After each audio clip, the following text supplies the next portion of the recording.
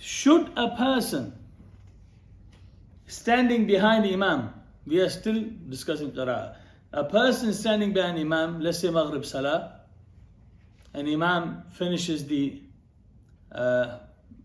Fatiha, should he say Ameen loudly or quietly? So, Imam Abu Hanifa, his madhab we already explained, is always said quietly. Okay? Imam Ahmad and Imam Shafi'i's madhab, if the salah is the loud salah, where Imam is reading loud, like the first two rakat of Maghrib and Isha or Fajr salah in congregation, then you would say loudly. But if it's a sirri salah, if it's quietly, then you will say quietly. Maliki, they are 50-50. I won't say 50-50, but in the madhab you can find some ulama, they say you can do Ameen loudly, and some say you can do quietly. Okay? And Ameen is, why do you think that Ahnaf, they say Ameen quietly, and some madhahib, the ulama of Malikis, they say Ameen quietly. Ahnaf, they say that Ameen is a dua, like is in Bukhari. In Al-Ameen, du'a'un. Ameen is a dua. And if Ameen is a dua, they say that the asal of dua is to say quietly. Ameen means, Ya Allah, accept. Allahumma stajib. Ya Allah, accept it. Ameen means, Ya Allah, accept this dua. Now, if it is a dua, they say it is virtuous, more virtuous to say dua quietly. That's why you find them say qunut quietly. And that's why you find all du'as. And what's the basis? They say, Allah says, Ud'u rabbakum tadarru'an wa khufya. They say the nida, the dua, the asal is done quietly. So they do istidlal from that. And the others, they say,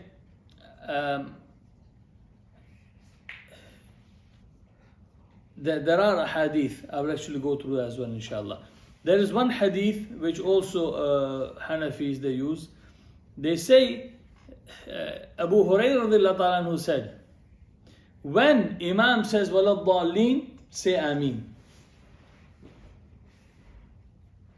So they say, why didn't he say when Imam says Ameen, say Ameen?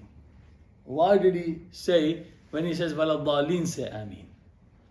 Because they say that it should be, Ameen is quiet, so you wouldn't hear his Ameen. That's why it says, when he says walad dallin, say Ameen. What do you think the others they say on the hadith? They say that no, the reason he says walad dallin, no Ameen, because if you wait for Imam to say Ameen, he wants your Ameen to match the Ameen of Imam.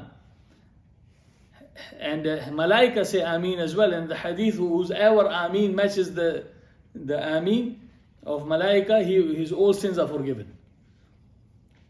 So they say that's the reason he said, when he says walad dallin, say Ameen.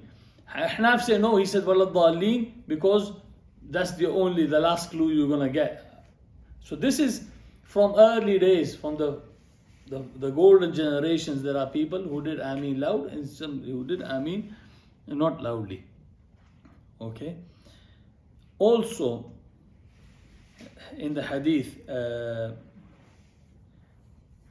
Alqama bin Wa'il, he narrated from his father, the Nabi Sallallahu Alaihi Wasallam read غير المغضوب عليهم ولا الضالين فقال آمين وخفض بها صوته. Nabi Sallallahu Alaihi Wasallam, he said ولا الضالين, and then he said Ameen, not in a loud voice. But you can find hadith opposite as well. But the Ahnaf, they use the hadith to say not to say the Ameen loud. Again from Abi Wa'il, he said, لم يكن عمر وعلي يجهران بسم الله الرحمن الرحيم ولا التعوذ ولا آمين, which is narrated by Imam Tahawi.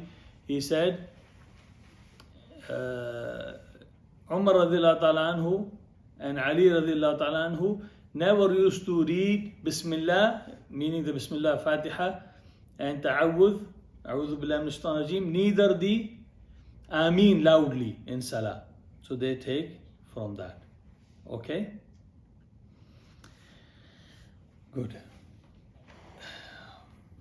But those who don't say Ameen loudly, there's a hadith from Abi Huraira. He said, ترك الناس التأمين, people left Ameen. وكان رسول الله صلى الله عليه وسلم إذا قال غير المغضوب عليهم ولا الضالين رفع صوته فقال آمين. Okay, this hadith has been narrated by Daraqutni and Bayhaqi. Then Abu Hurairah radiallahu ta'ala said that people they are not doing the Ameen when Nabi sallallahu alaihi wasallam used to say غير المغضوب عليهم ولا الضالين, he would say Ameen, and he raised his voice. Okay. And also there's a hadith, إذا أمن الإمام فأمنوا. إذا أمن الإمام فأمنوا. When Imam says Ameen, do Ameen. So they take the hadith. Okay.